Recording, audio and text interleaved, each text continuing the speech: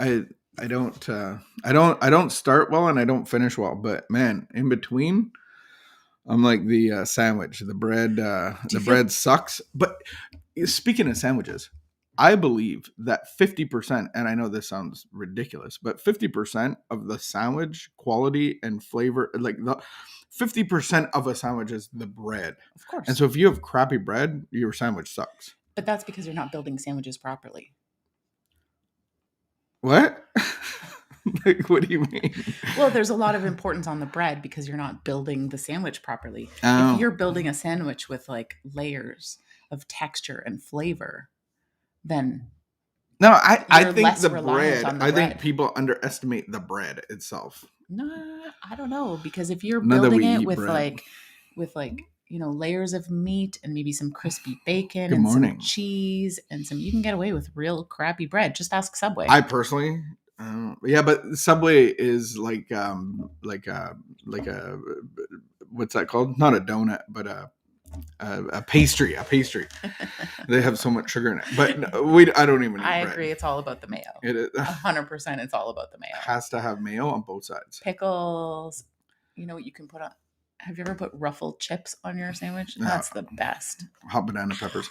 I was going to ask you a guy question because I don't know the answer to this, but I think you have established some sort of ceiling.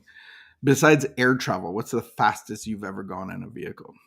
Oh, how fast do the high-speed trains in China go? Oh, okay. Besides like that, 330 kilometers an hour or something ridiculous Really? like that. Yeah, I put my water bottle on the ledge in the windowsill, and it moved backwards. Really? Yeah. Oh, that's fast. It was really fast, and the things were just like whipping by. Do they start fast? Like, is it just? Oh like, yeah, no, pretty quick. You get the you whiplash? don't feel it necessarily. Like, I don't understand how they do it, but it probably wasn't 330 kilometers an hour. You think it's miles? That's way no. faster. Oh, maybe it was kilometers. Okay. But like, so I'm used to the buses in Asia, and I would say that if they went that fast, like there would be dead people. Oh, so sure. Is the train the same idea where people are standing, or is it everybody? No. The train is it's very safe. It wasn't very full. Do people stand though? Oh, okay. I would guess so. Sitting. No, I would guess. Okay. Besides, then what's the next fastest you've been?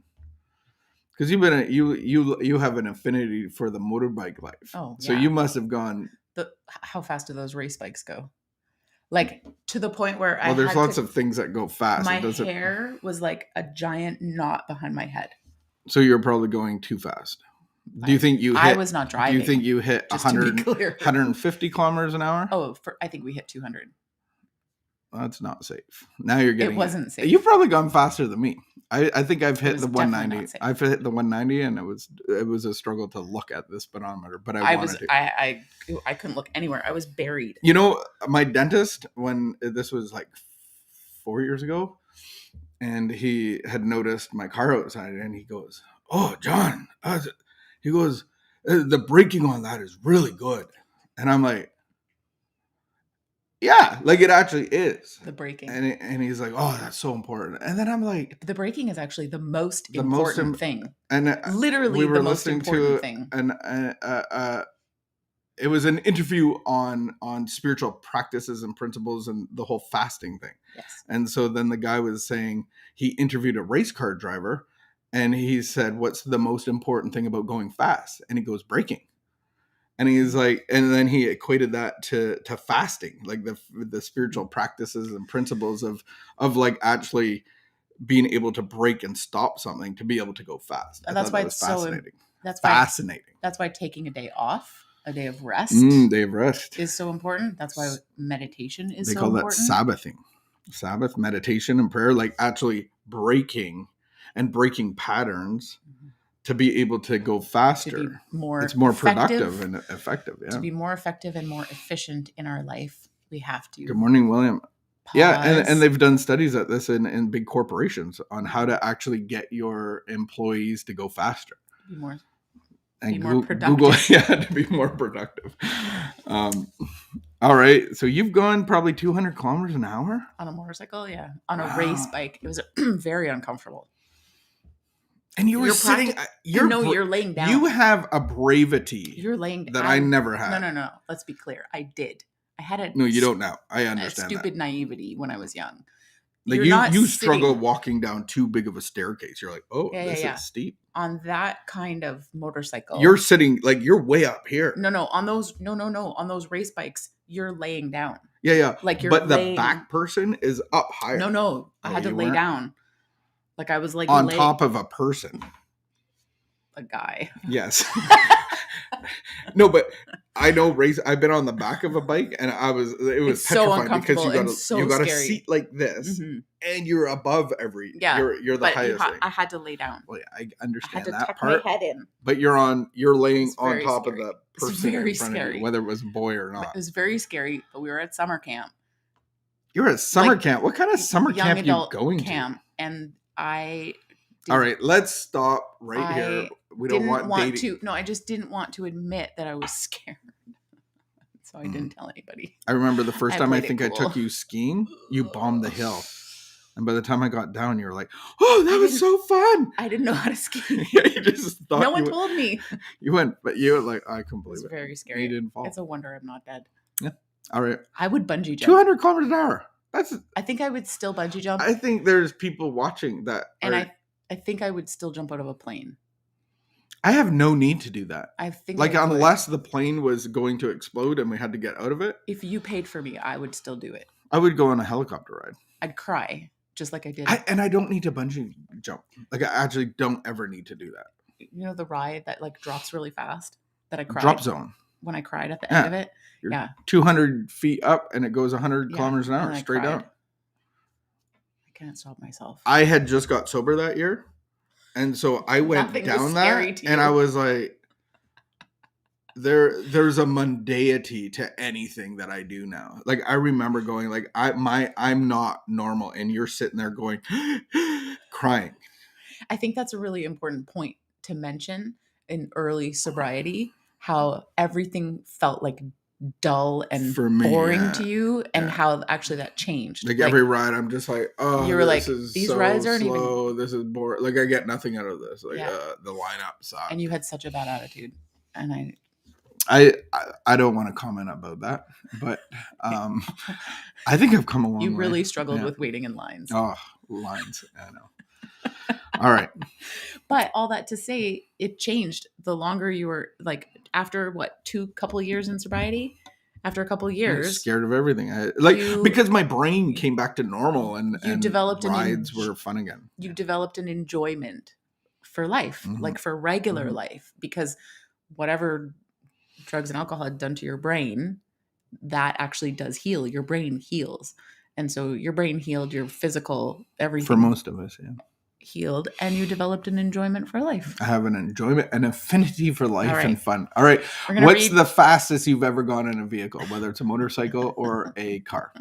Go. Kilometers an hour. Or the Chinese super train. Yeah, you beat us all. How often we think that the trials we have to face were caused by outside forces, by fate, or by God. We're only too ready to look outside ourselves for the reasons for our afflictions when the real enemy is self-deception. Ooh. We may be poor, deprived of the necessities of life, frustrated in the things we think we want to do.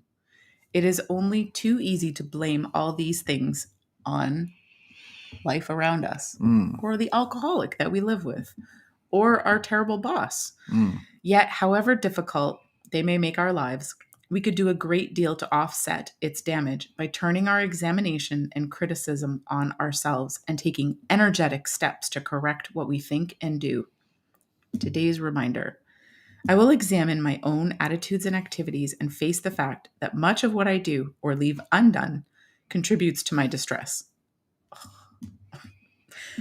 Like the alcoholic, I too have an unrecognized sense of guilt, which I could overcome by correcting what I find wrong with me.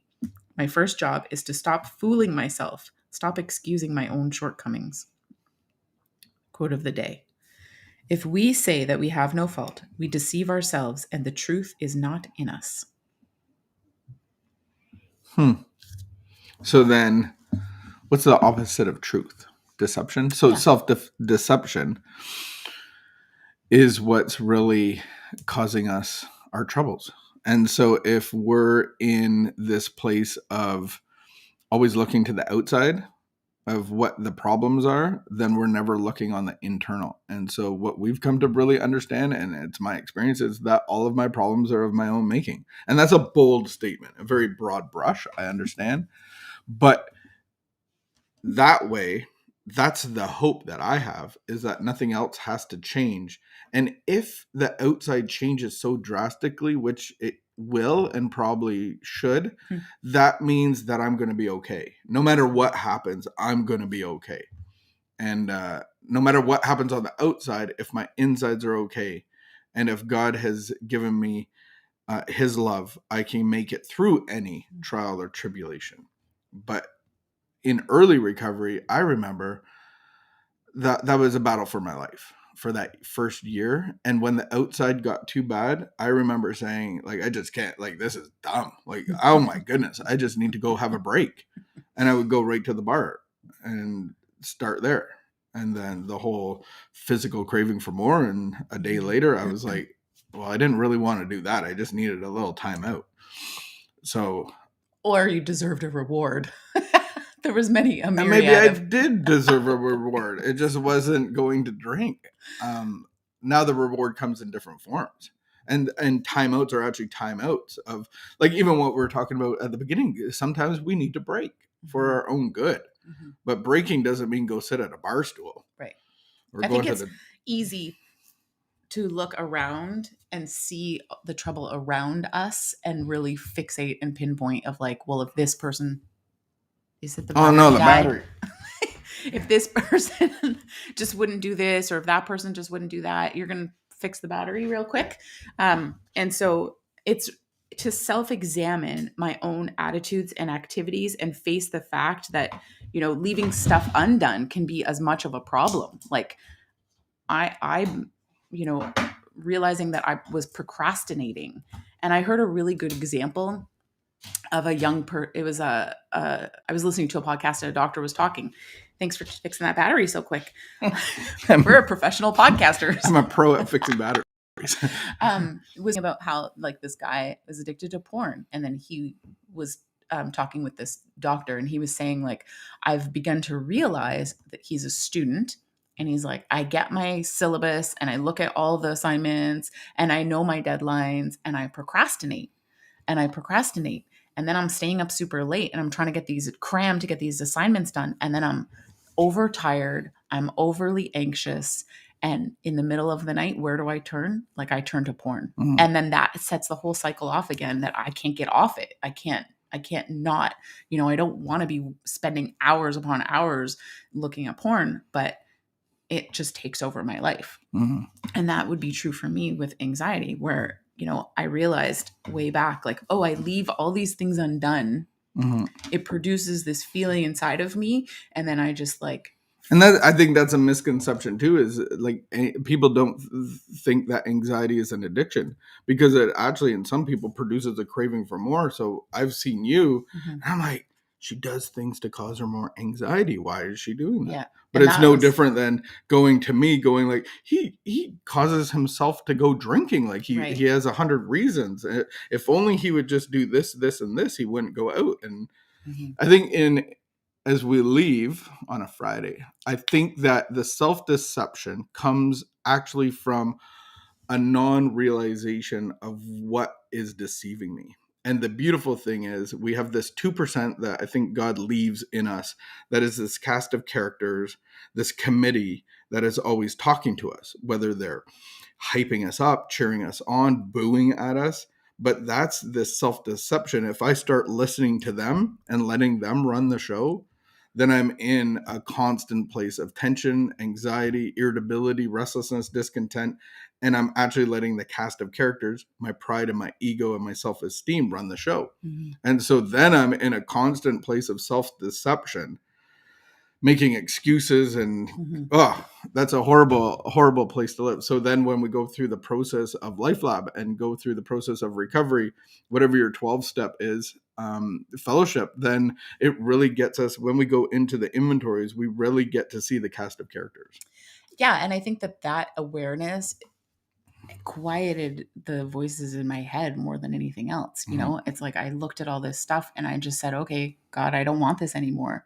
And it's like I didn't have to do anything. I didn't have to, work harder. I didn't have to, I just had to say, like, yes, this is here and I want you to take it away. And I think the beautiful thing about recovery, God leaves stuff there. Like the cast of characters, I think gets quiet in my experience, but they never go away. But God gives me the truth to combat it.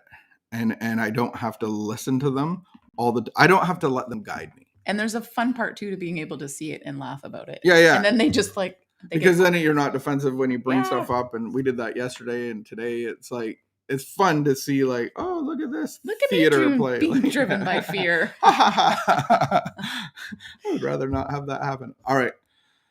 Thank you for joining us. We have a breaking fast. No, go fast this weekend. What? I was going to say, we hope that you find a way to stop and pause and rest so that you can be renewed and have 200 kilometers an hour energy for the day. And we will, have a great weekend. We'll see you Monday, if not Sunday, if not Saturday. Peace out, everybody. Keep the peace. Be of good behavior.